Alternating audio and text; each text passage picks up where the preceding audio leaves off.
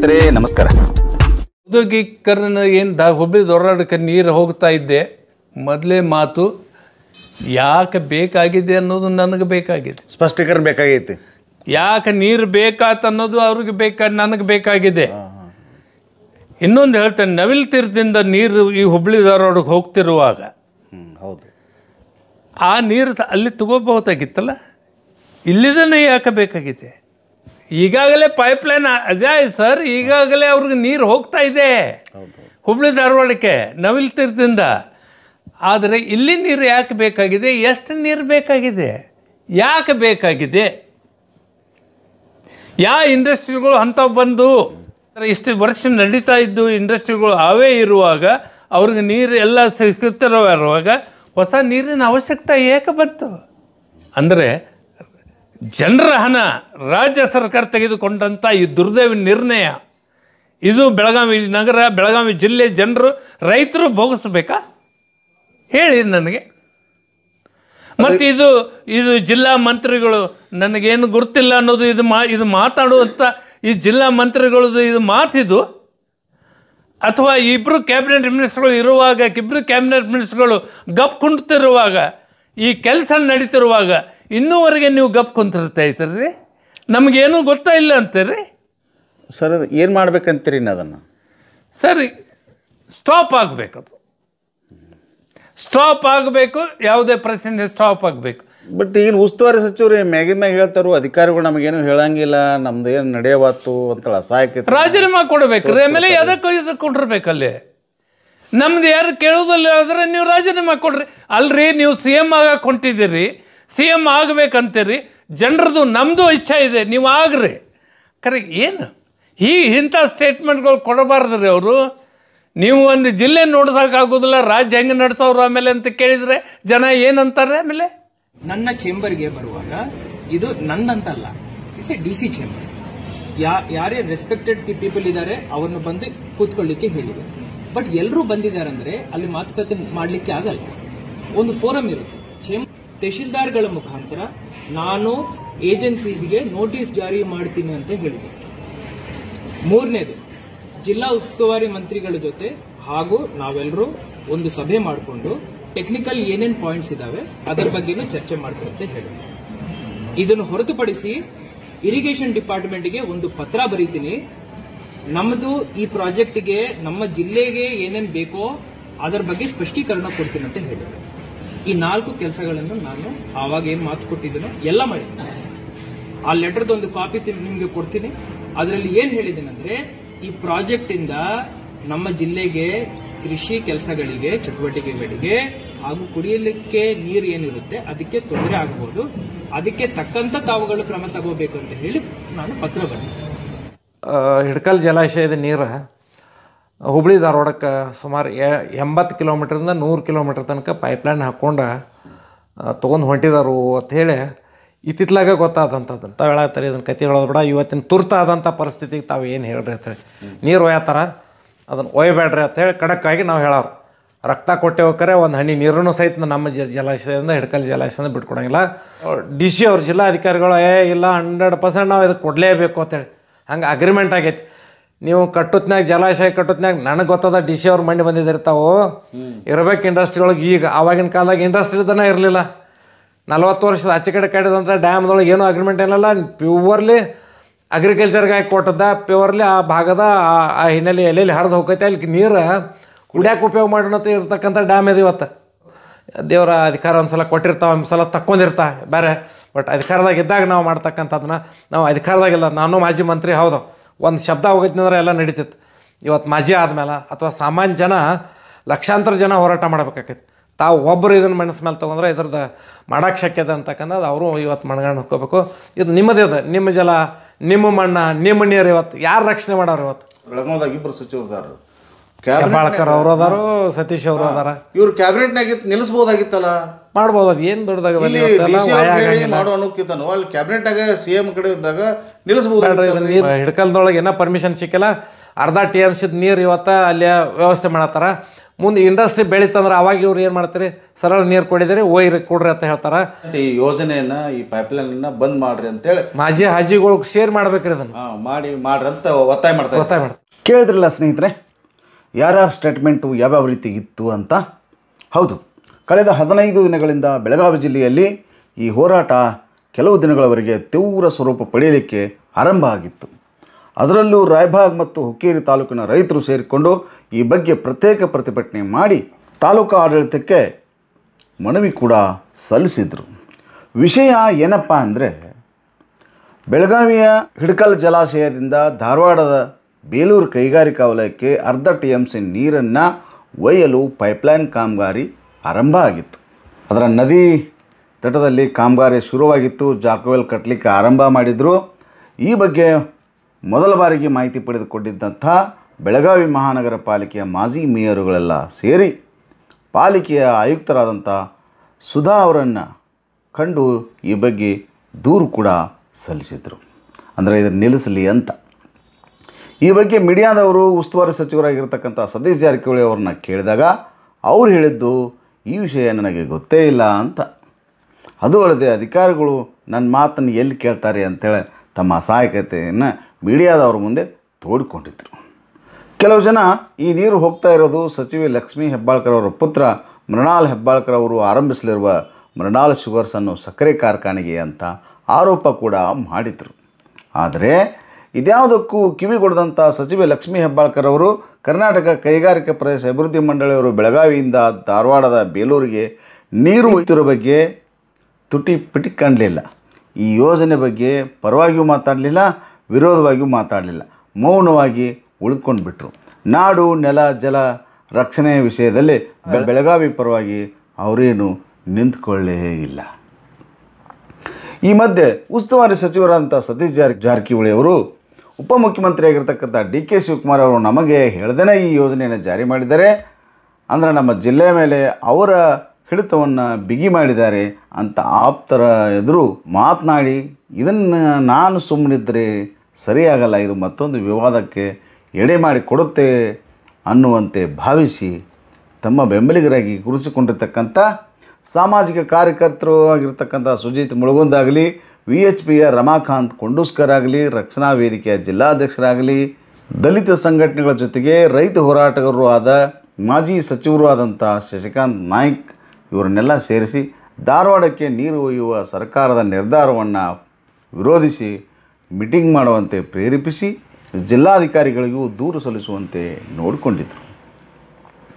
ಈ ಎಲ್ಲದರ ಬೆಳವಣಿಗೆ ಏನಪ್ಪ ಅಂದರೆ, DK ಶಿವಕುಮಾರ್ ಅವರು ಬೆಳಗಾವಿ ಜಿಲ್ಲೆಗೆ ಅನ್ಯಾಯ ಮಾಡ್ತಾ ಇದ್ದು ಅದನ್ನು ಸತೀಶ್ ಜಾರಕಿಹೊಳಿ ಅವರು ಸಿಸ್ಟಮೆಟಿಕ್ ಆಗಿ ತಡಿತಾ ಇದ್ದಾರೆ ಅಂತ ತೋರಿಸೋದಾಗಿತ್ತು ಅಂತ ಹೇಳುವಂಥದ್ದು.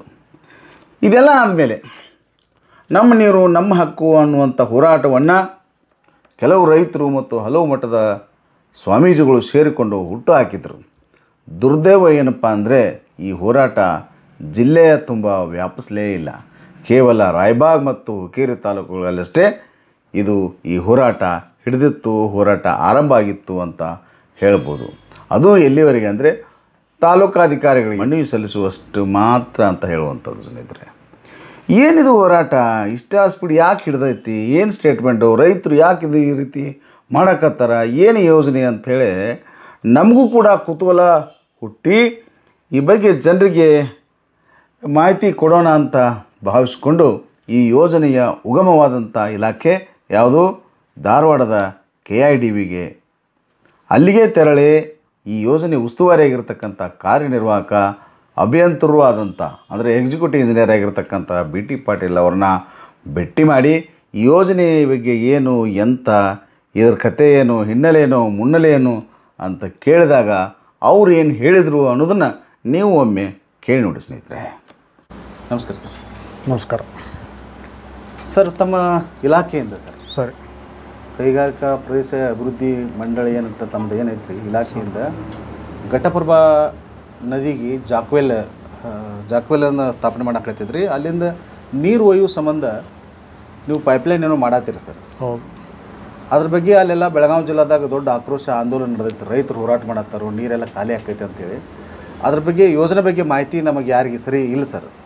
ಆ ಬಗ್ಗೆ ಮಾಹಿತಿ ಕೊಡೋದಾದರೆ ಏನು ಹೇಳ್ತೀರಿ ಸರ್? ಇದು ಧಾರವಾಡ ನೋಡ್ ವರ್ಕ್ ಅಂತ ಐತೆ, BMIC Bengaluru Mumbai industrial corridor ಅಂತ ಹೇಳೈತಿ. ಒಂದು ಹೈವೇ ಗುಂಟ, ಒಂದು ಧಾರವಾಡ, ಇನ್ನೊಂದು ಸಾತಾರ ಮಹಾರಾಷ್ಟ್ರದಾಗ. ಅಂದರೆ ಇದು ಅಂದ್ರೆ ಒಂದು ಸ್ಕೀಮ್ ಎರಡು ಕಡೆ ಮಾಡತ್ತಾರ, ಒಂದು ಸಾತಾರಕ್ಕೆ ಒಂದು ಧಾರವಾಡಕ್ಕೆ. ಧಾರವಾಡದೊಳಗೆ ನಾವು 6,000 ಎಕರೆ ಯೋಜನೆ ಐತಿ.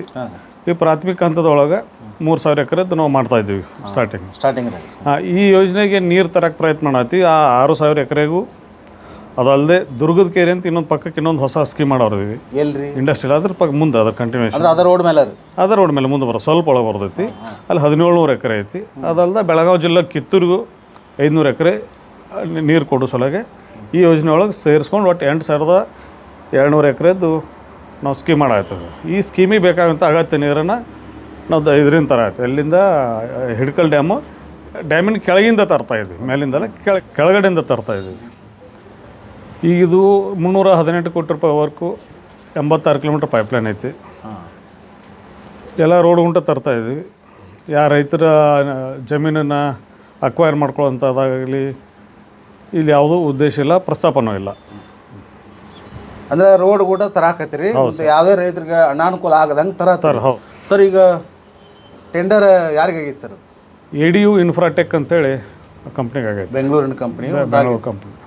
ಎಷ್ಟು TMC ಅಲೋಕೇಶನ್ ಆಗೈತೆ ಸರ್? ಸರ್ ನಾವು ಪ್ರತಿದಿನಕ್ಕೆ 45 MLD ಹಂಗೆ 45 ದಶಲಕ್ಷ ಲೀಟ್ರು ಪ್ರತಿದಿನಕ್ಕೆ ನೀರು ತೊಗೊಂಡ್ರೆ ಒಂದು ವರ್ಷಕ್ಕೆ ನಮ್ಗೆ ಅರ್ಧ TMC ಅಷ್ಟು ನೀರು ಹೋಗ್ತೈತಿ. ನಮ್ಗೆ ಬೇಕಾಗೋದು ಅರ್ಧ TMC ಅಷ್ಟು ನೀರು ಇಡೀ ವರ್ಷ ಸೇರಿ. ರೈತರು ಏನು ತಿಳ್ಕೊಂಡಿದಾರೋ, ಏನು ಹೋರಾಟ ಮಾಡತ್ತಾರಂದ್ರೆ ಸರ್, ಈ ನೀರಿನಿಂದ ಈ ನೀರು ಹೋದ್ರಿಂದ ಅಲ್ಲೆಲ್ಲ ಬೆಳಗಾವಿಗಾಗಲಿ, ಬಾಗಲಕೋಟೆಗಾಗಲಿ, ಗೋಕಾಕಾಗಲಿ ಸುತ್ತಮುತ್ತ ಕುಡಿಯೋ ನೀರಿಗೆ ಇದಾಗ್ತೈತಿ, ಕೊರತೆ ಆಗ್ತೈತಿ ಅನ್ನೋ ಭಯ ಅವ್ರಿಗೆ ಅದ ಸರ್.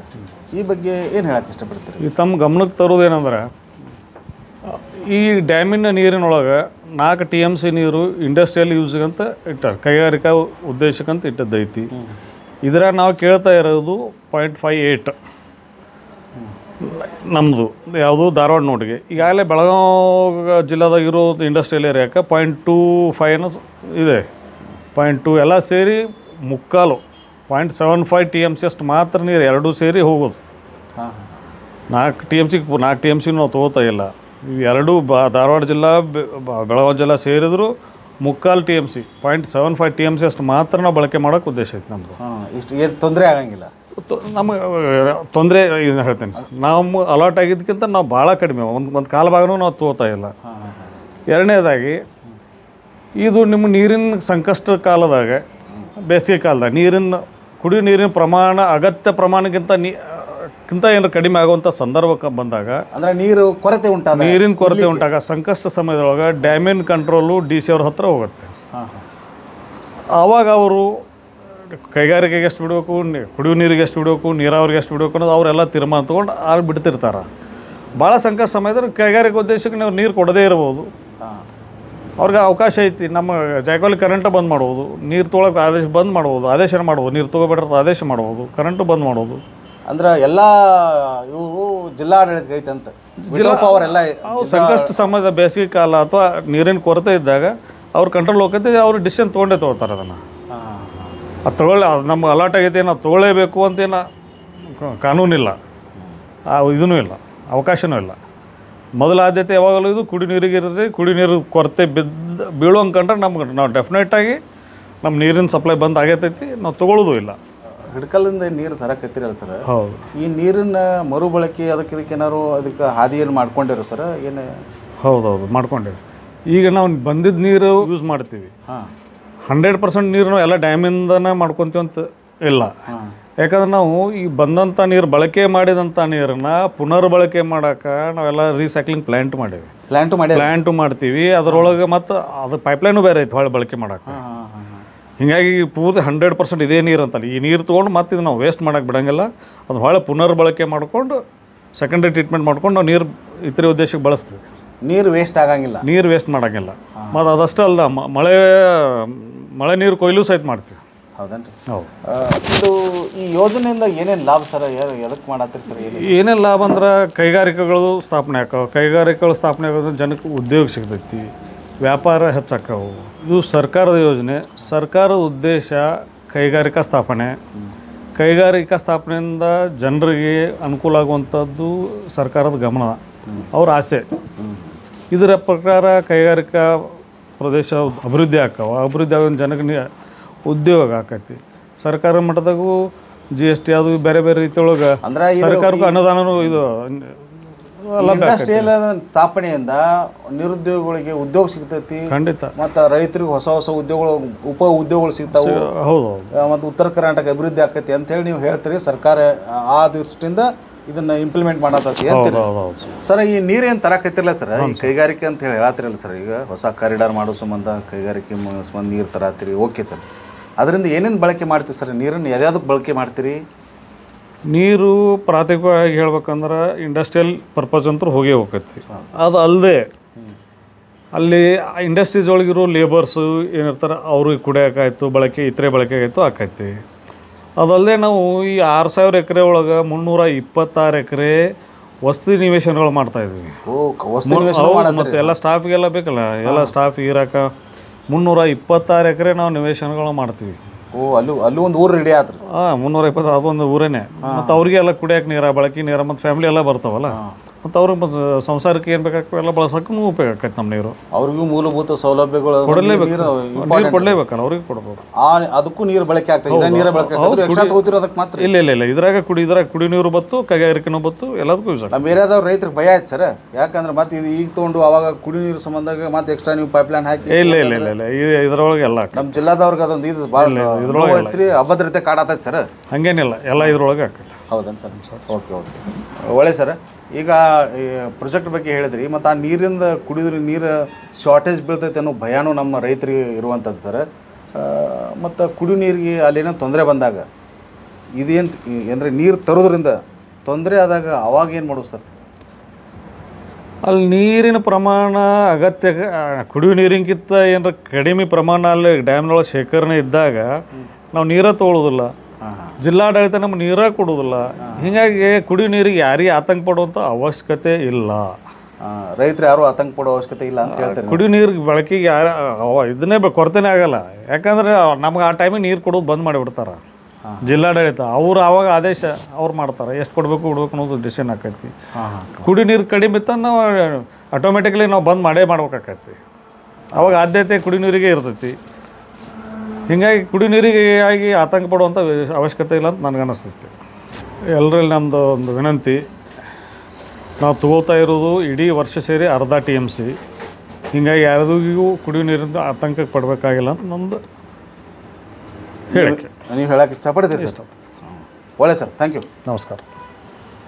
ಇದು ಸ್ನೇಹಿತರೆ ಈ ಯೋಜನೆಯ ಹಿನ್ನೆಲೆ ಮುನ್ನೆಲೆ ಅನ್ನೋದ್ರ ಬಗ್ಗೆ ಎಕ್ಸಿಕ್ಯೂಟಿವ್ ಇಂಜಿನಿಯರ್ ಆದಂಥ BT ಪಾಟೀಲ್ ಅವರು ಹೇಳಿದಂಥ ಸ್ಟೇಟ್ಮೆಂಟ್ ಸ್ನೇಹಿತರೆ. ನೀವು ನೋಡಿರ್ಬೇಕು ಸ್ನೇಹಿತರೆ, ಈ ಬೇಲೂರಿನ ಕೈಗಾರಿಕಾ ವಲಯಕ್ಕೆ ನೀರು ಒಯ್ಯುವ ಈ ಯೋಜನೆಯನ್ನು ಬೆಳಗಾವಿಯ ಜಿಲ್ಲೆಯ ಯಾವುದೇ ಪಕ್ಷದ ಒಬ್ಬ ರಾಜಕಾರಣಿಯೂ ವಿರೋಧ ಮಾಡಲಿಲ್ಲ. ರೈತರು ಆರಂಭ ಮಾಡಿರ್ತಕ್ಕಂಥ ಹೋರಾಟಕ್ಕೆ ಬೆಂಬಲನೂ ನೀಡಲಿಲ್ಲ. ಯಾಕೆ ಮೌನವಾಗಿದ್ದುಕೊಂಡ್ಬಿಟ್ರು? ಯಾಕೆ ಹೀಗೆ ಅಂತ ಅದರ ಮೂಲವನ್ನು ಹುಡುಕಿದಾಗ ನಮಗೆ ಗೊತ್ತಾಗಿದ್ದ ವಿಷಯ ಏನಪ್ಪ ಅಂದ್ರೆ, ಸರ್ಕಾರ ಮಾಡ್ತಾ ಇರತಕ್ಕಂಥ ಈ ಕೈಗಾರಿಕೆ ಕಾರಿಡಾರ್ ಯೋಜನೆ ವ್ಯಾಪ್ತಿಯಲ್ಲಿ ಬರುವಂತೆ ಬೆಳಗಾವಿಯ ಪ್ರತಿ ರಾಜಕಾರಣಿಯು ಅಲ್ಲೆಲ್ಲೇ ಜಮೀನುಗಳನ್ನು ಇಟ್ಕೊಂಡಿದ್ದಾರಂತೆ. ಅದರಲ್ಲೂ ಆಡಳಿತ ಪಕ್ಷದ ದೊಡ್ಡ ರಾಜಕಾರಣಿ ಎನಿಸ್ಕೊಂಡವರು ಕಿತ್ತೂರು ಯೋಜನಾ ವ್ಯಾಪ್ತಿಯಲ್ಲಿ 500 ಎಕರೆ ಇದೆ ಅಂತೆ. ಅವರ ಸಮ ರಾಜಕಾರಣಿ ಒಬ್ಬರು 200 ಎಕರೆಯಷ್ಟು ಜಮೀನು ಅವರು ಇರುವಂಥದ್ದು ಸ್ನೇಹಿತರೆ. ಉಳಿದೆಲ್ಲ ರಾಜಕಾರಣವು ಕೂಡ ಅವರವರ ಶಕ್ತಿಯಾನುಸಾರವಾಗಿ ಸಾಕಷ್ಟು ಎಕರೆ ಜಮೀನನ್ನು ಹೊಂದಿದ್ದು ಅವರೆಲ್ಲ ಈ ಯೋಜನೆ ಜಾರಿಯಾಗಲಿ ಅಂತ ಸದ್ದಿಲ್ಲದೆ ಭಾವಿಸುವರೇ ಆಗಿರುವಂಥದ್ದು ಸ್ನೇಹಿತರೆ. ಸೊ ಈ ಕೈಗಾರಿಕಾ ಕಾರಿಡಾರ್ ಯೋಜನೆ ಜಾರಿಯಾದಲ್ಲಿ ಅದರಿಂದ ಸಾಕಷ್ಟು ದುಡ್ಡಿನ ಹರಿವು ಬರುತ್ತದೆ ಎಂಬ ನಿರೀಕ್ಷೆಯನ್ನು ಕೂಡ ಈ ಎಲ್ಲ ರಾಜಕಾರಣಿಗಳು ಇಟ್ಕೊಂಡಿರುವಂಥದ್ದು ಸ್ನೇಹಿತರೆ. ಹೀಗಿರುವಾಗ ಅವರು ಹೇಗೆ ಈ ಯೋಜನೆಯನ್ನು ವಿರೋಧ ಮಾಡ್ಯಾರು, ಬೇಡ ಅಂತ ಹೇಳ್ಯಾರು? ಅದು ಸಾಧ್ಯವೇ? ಬಹುಶಃ ಅದಕ್ಕೆಂದೇ ಅವರ ಧ್ವನಿಗಳು ಈ ಹೋರಾಟದಲ್ಲಿ ಕೇಳಿಸಲೇ ಇಲ್ಲ, ಯಾರಿಗೂ ಕೇಳಿಸಲಿಲ್ಲ. ಇನ್ನು ಯಾರೋ ಹೇಳಿದ್ರಂತ ಈ ಯೋಜನೆಯನ್ನು ಒಮ್ಮೆಲೇ ವಿರೋಧ ಮಾಡಲಿಕ್ಕೆ ಮುಂದಾಗಿದ್ದಂಥ ಸಾಮಾಜಿಕ ಹೋರಾಟಗಾರರು, ವಕೀಲರು, ಕನ್ನಡ ರಕ್ಷಣಾ ವೇದಿಕೆಯವರು, ರೈತ ಹೋರಾಟಗಾರರು ಹಿಂದೆ ಮುಂದೆ ನೋಡದೆ ಹೋರಾಟಕ್ಕೆ ಮುಂದಾದರೆ ಫಲಿತಾಂಶ ಏನಾಗ್ತದೆ ಅನ್ನೋದಕ್ಕೆ ಈ ಹೋರಾಟವೇ ಸಾಕ್ಷಿ ಅಂತ ಹೇಳ್ಬೋದು ಸ್ನೇಹಿತರೆ. ಈಗೇನೋ ಬೆಳಗಾವಿ ಜಿಲ್ಲಾಧಿಕಾರಿಗಳು ತಾತ್ಕಾಲಿಕವಾಗಿ ಈ ನೀರು ಒಯ್ಯುವ ಪೈಪ್ಲೈನ್ ಕಾಮಗಾರಿಗೆ ಬಂದ್ ಮಾಡಿಸ್ಯಾರೋ ಏನೋ ಕರೆ. ಆದರೆ ಈ ಕಾಮಗಾರಿ ಟೆಂಡರ್ ಪಡೆದಂಥವರು ನ್ಯಾಯಾಲಯಕ್ಕೆ ಹೋದರೆ ಏನಾಗ್ತದೆ? ತಾತ್ಕಾಲಿಕವಾಗಿ ವಿರೋಧ ಮಾಡ್ತಾ ಇರತಕ್ಕಂಥ ಡಬಲ್ ಸ್ಟ್ಯಾಂಡ್ ಹೊಂದಿರತಕ್ಕಂಥ ಮಂತ್ರಿಗಳ ಉಪಸ್ಥಿತಿಯಲ್ಲಿ ಕ್ಯಾಬಿನೆಟ್ನಲ್ಲಿ ಪಾಸಾಗಿದ್ದಂಥ ಈ ಯೋಜನೆಯನ್ನು ಏನಂತ ಹೇಳಿ ಈಗ ಅವರು ಕ್ಯಾನ್ಸಲ್ ಮಾಡಿಸ್ತಾರೆ ಅನ್ನೋದೇ ಈಗ ನಮ್ಮ ಮುಂದಿರತಕ್ಕಂಥ $1 ಮಿಲಿಯನ್ ಪ್ರಶ್ನೆ ಅಂತ ಹೇಳ್ತಾ ಇವತ್ತಿನ ಸಂಚಿಕೆಗೆ ವಿರಾಮ ಹೇಳ್ತಿದ್ದೀನಿ ಸ್ನೇಹಿತರೆ. ನಮಸ್ಕಾರ.